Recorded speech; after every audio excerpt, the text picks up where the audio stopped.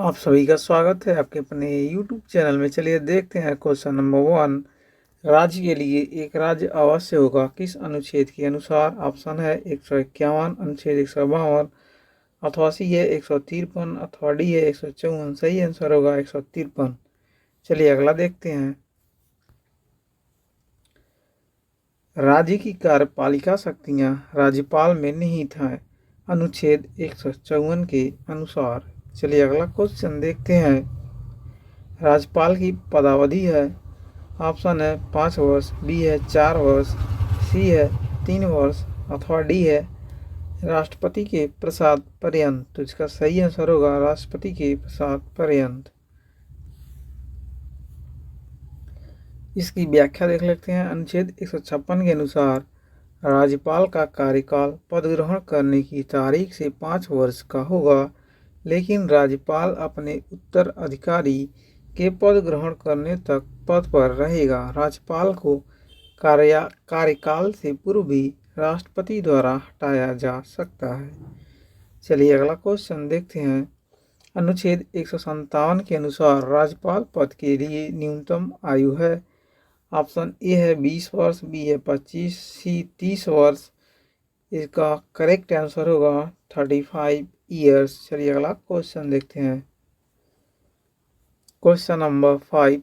राज्यपाल सोने के पिंजरे में निवास करने वाली चिड़िया के समान है, कथन किसका है?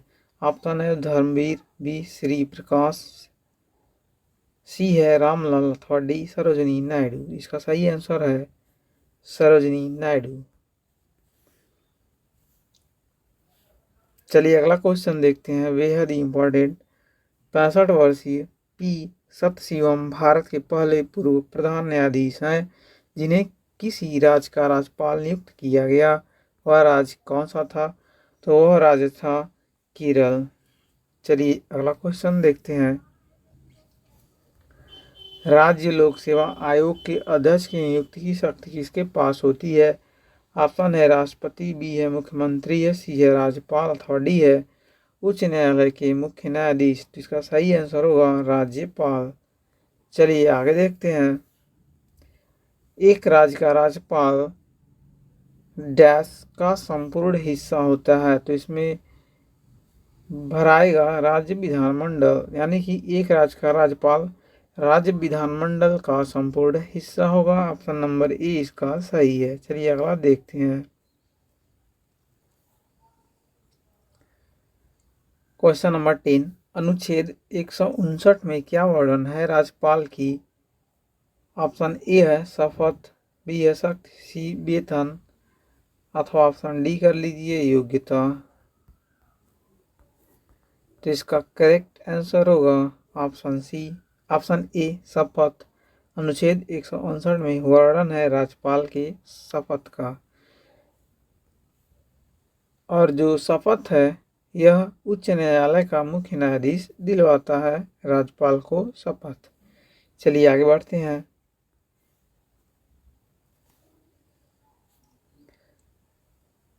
किस अनुच्छेद के अनुसार प्रत्येक राज्य का एक राज्यपाल होगा? ऑप्शन है 152, अनुच्छेद 153, अनुच्छेद 154, अथवा ऑप्शन डी है अनुच्छेद 155। तो इसका सही आंसर होगा ऑप्शन बी, यानी कि अनुच्छेद 153 के तहत प्रत्येक राज्य का एक राज्यपाल होगा। चलिए आगे देखते हैं।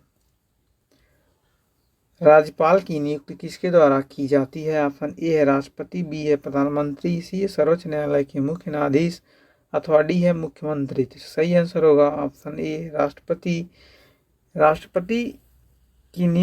राष्ट्रपति नियुक्ति करता है राज्यपाल की। चलिए आगे देखते हैं। संविधान के किस अनुच्छेद में राज्यपाल की नियुक्ति संबंधी प्रावधान है? ऑप्शन दिया गया है। ए है 154, अथवा बी है अनुच्छेद 155, अथवा सी है 156 को, अथवा डी है अनुच्छेद 161। इसका सही आंसर होगा ऑप्शन नंबर बी, अनुच्छेद 155 राज्यपाल की नियुक्ति संबंधी प्रावधान का वर्णन करता है। चलिए अगला देखते हैं। अनुच्छेद 156 को राज्यपाल की योग्यताएं बताता है, अथवा बी है राज्य का बजट तैयार करवाता है, अथवा सी है राज्यपाल का कार्यकाल बताता है, अथवा डी है ऑप्शन राज्यपाल पद के लिए शर्तें बताता है। तो इसका सही आंसर होगा राज्यपाल के कार्यकाल का वर्णन करता है अनुच्छेद 156 क। चलिए आगे बढ़ते हैं। राज्यपाल अपना त्यागपत्र देता है। ऑप्शन ए है मुख्यमंत्री को, बी है प्रधानमंत्री को, सी है उपराष्ट्रपति को, अथवा डी है राष्ट्रपति को। इसका सही आंसर होगा राष्ट्रपति को देगा राज्यपाल अपना त्यागपत्र। चलिए आगे बढ़ते हैं। अनुच्छेद 156 ख इंडिकेट करता है राज्यपाल की नियुक्ति को, अथवा बी है राज्यपाल की क्षमादान शक्तियां से, अथवा सी संबंधित है राज्यपाल का त्यागपत्र से, अथवा डी है राज्यपाल की योग्यताएं से। तो इसका सही आंसर होगा ऑप्शन सी राज्यपाल के त्यागपत्र से संबंधित है अनुच्छेद 156 के। चलिए आगे देखते हैं। राज्यपाल की शपथ से संबंधित अनुच्छेद है। ऑप्शन ए है अनुच्छेद 159, बी है 160, अथवा सी 161, अथवा डी है 164। तो इसका सही आंसर होगा ऑप्शन ए अनुच्छेद 159। चलिए आगे देखते हैं। राज्यपाल को शपथ कौन दिलाता है। ऑप्शन ए है राष्ट्रपति, बी है राज्य का मुख्यमंत्री, अथवा सी है राज्य का मुख्य न्यायाधीश, अथवा डी है प्रधानमंत्री। तो इसका सही आंसर होगा राज्यपाल को शपथ दिलाता है राज्य का मुख्य न्यायाधीश। ऑप्शन सी इसका करेक्ट है। चलिए आगे बढ़ते हैं। अनुच्छेद 158 के अनुसार ऑप्शन ए है राज्यपाल की योग्यताएं, राज्यपाल पद के लिए शर्तें, अथवा सी है राज्यपाल की नियुक्ति, अथवा डी है राज्यपाल की शपथ।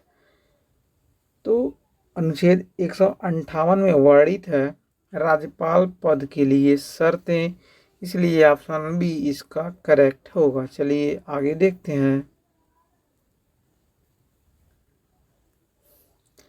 राज्य विधानमंडल की संयुक्त बैठक को संबोधित करता है।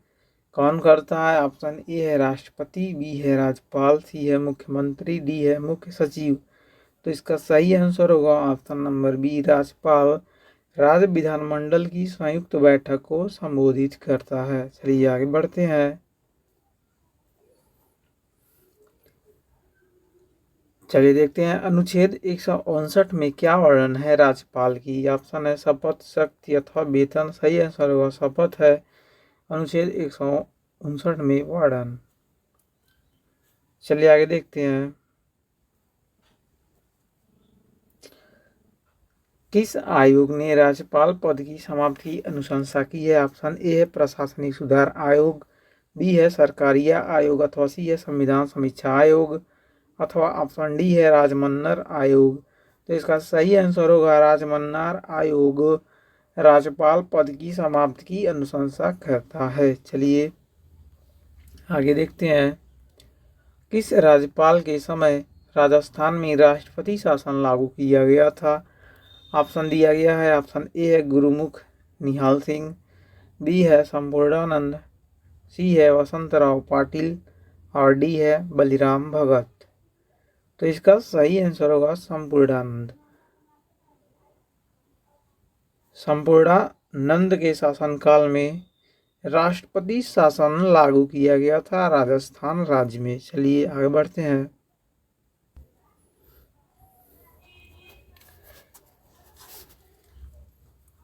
चलिए अब देखते हैं इन्वायरमेंटल स्टडीज से क्वेश्चन जो कि बेहद ही इम्पॉर्टेंट है सभी कॉम्पिटिटिव एग्जाम्स के लिए। सुपर टेट, यूपी टेट, पेट, लेखपाल, यस टेट, एमपी टेट सभी के लिए बेहद ही इम्पॉर्टेंट है। चलिए देखते हैं, लेकिन आपसे रिक्वेस्ट है वीडियो को अधिक से अधिक शेयर करें, लाइक करें एवं चैनल को अवश्य सब्सक्राइब करें।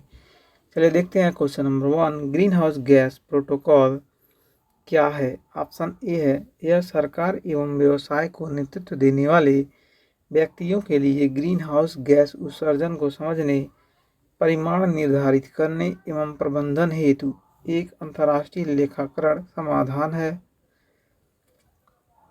ऑप्शन बी है यह ग्रीन हाउस गैस उत्सर्जन को कम करने और पारितंत्र अनुकूली प्रौद्योगिकियों को अपनाने हेतु विकासशील देशों को वित्तीय प्रोत्साहन प्रदान करने की संयुक्त राष्ट्र की एक पहल है।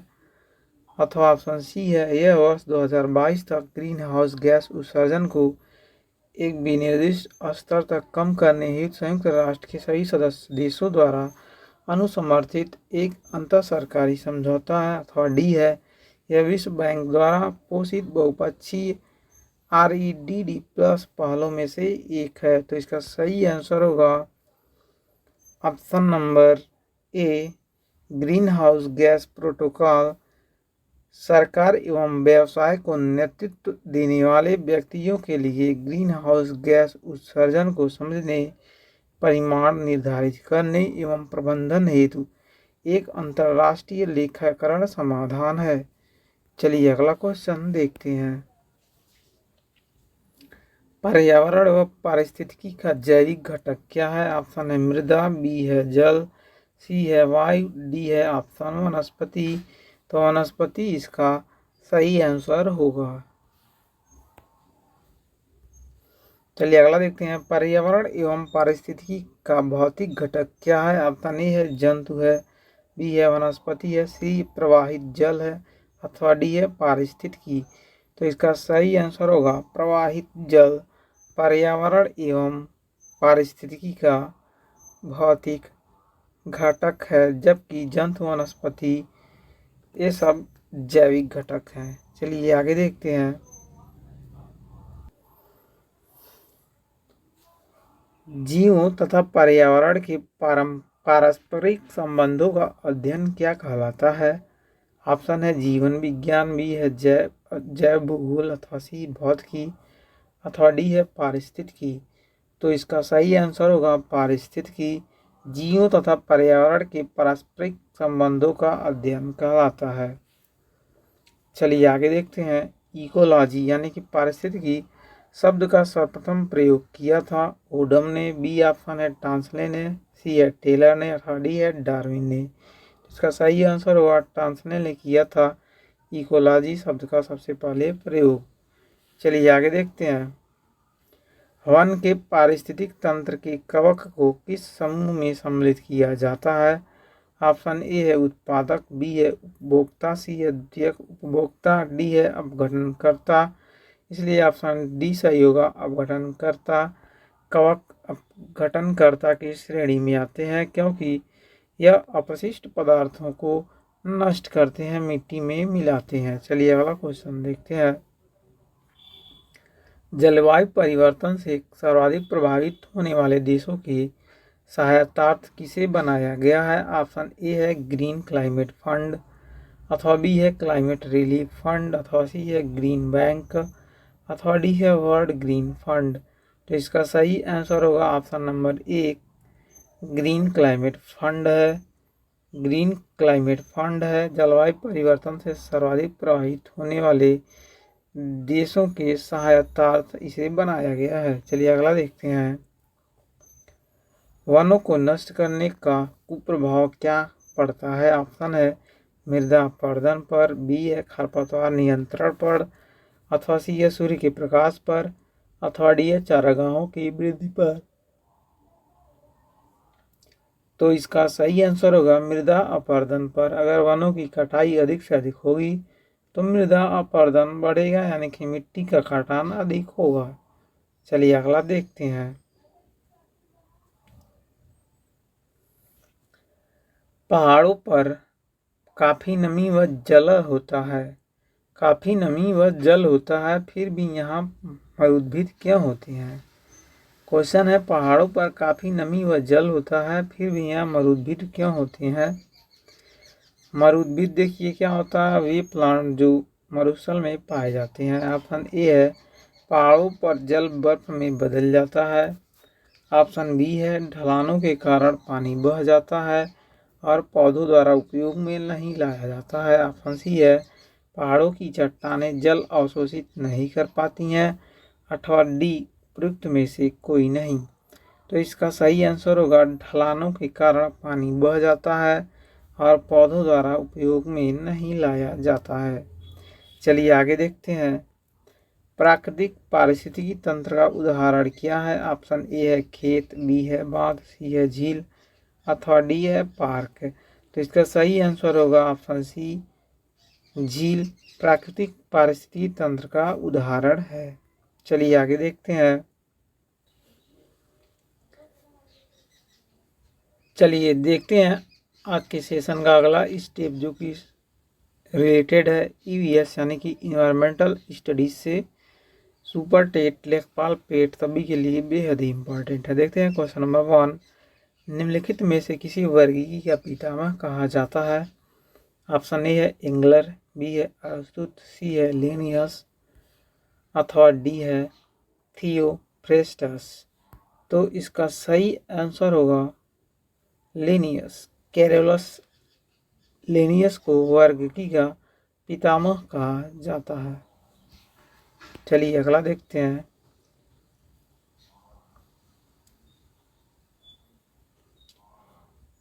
द्विनाम पद्धति के प्रतिपादक हैं लिनियस, थियोफ्रेस्टस, इचिनसन अथवा ऑप्शन डी है एंगलर। तो इसका करेक्ट आंसर होगा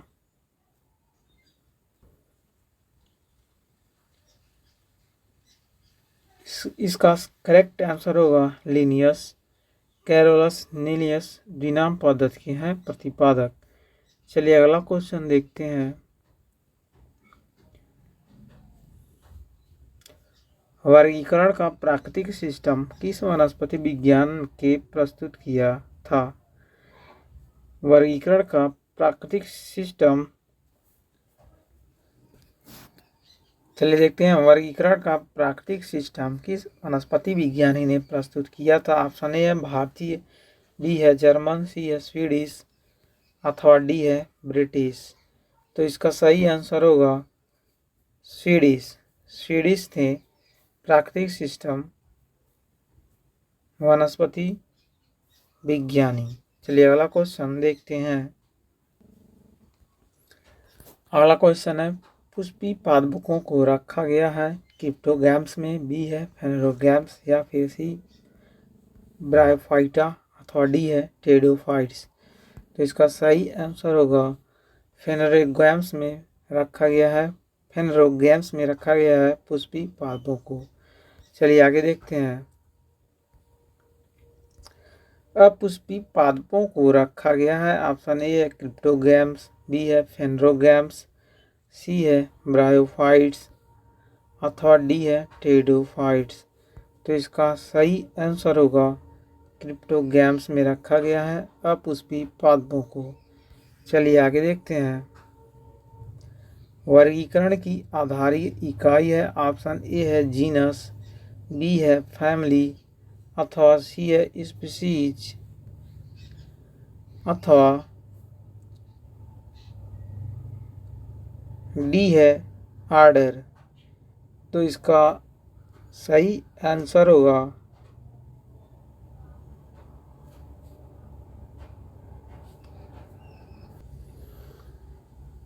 वर्गीकरण की आधारी इकाई है स्पीशीज। चलिए आगे देखते हैं।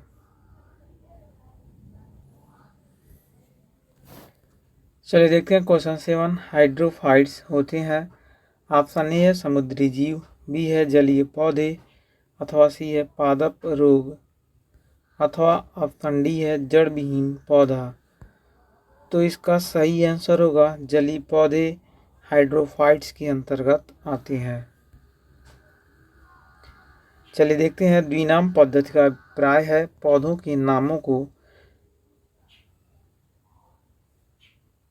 शब्दों में लिखना जो बताते हैं उनके। ऑप्शन ए है वंश तथा जाति, ऑप्शन बी दिया गया है जाति तथा किस्म अथवा सी है कुल तथा वंश अथवा डी है गण तथा कुल। तो इसका सही आंसर होगा वंश एवं जाति को बताते हैं द्विनाम पद्धति।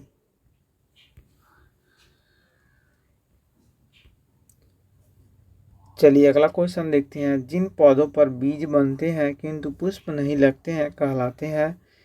ऑप्शन है आवृतबीजी, बी है अनावृतबीजी, सी है टेरिडोफाइट्स अथवा ऑप्शन डी है ब्रायोफाइट्स। इसका करेक्ट ऑप्शन देखते हैं। जिन जिन पौधों पर बीज बनते हैं किंतु पुष्प नहीं बनते हैं उसे कहते हैं अनावृत बीजी। चलिए अगला क्वेश्चन देखते हैं। क्वेश्चन नंबर 10 है, जीवाणु को खोज किसने की थी? ऑप्शन ए है फ्लेमिंग ने, बी है लेम्बल ने, सी है टेमिन ने, अथवा डी है ल्यूवेनहॉक ने। तो इसका सही आंसर होगा जीवाणु की खोज की थी ल्यूवेनहॉक ने। चलिए आगे बढ़ते हैं। जीवाणु से संबंधित निम्न कथनों में कौन सही है? ऑप्शन ए है सभी जीवाणु स्वपोषी होते हैं, बी सभी जीवाणु विविधपोषी होते हैं, सी है अधिकांश जीवाणु विविधपोषी होते हैं किंतु कुछ स्वपोषी होते हैं, अथवा डी है सभी जीवाणु प्रकाश संश्लेषी होती हैं। तो इसका सही आंसर होगा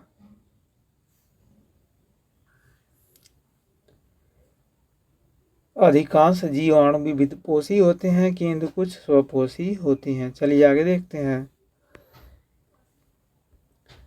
जीवाणुओं को पौधे माना गया है क्योंकि ऑप्शन ए है ये गति नहीं कर सकते हैं, बी है इनमें कठोर कोशिका भित्ति होती है, सी है ये विखंडन द्वारा गुणन करते हैं, अथवा ऑप्शन डी है ये सभी जगह पाए जाते हैं।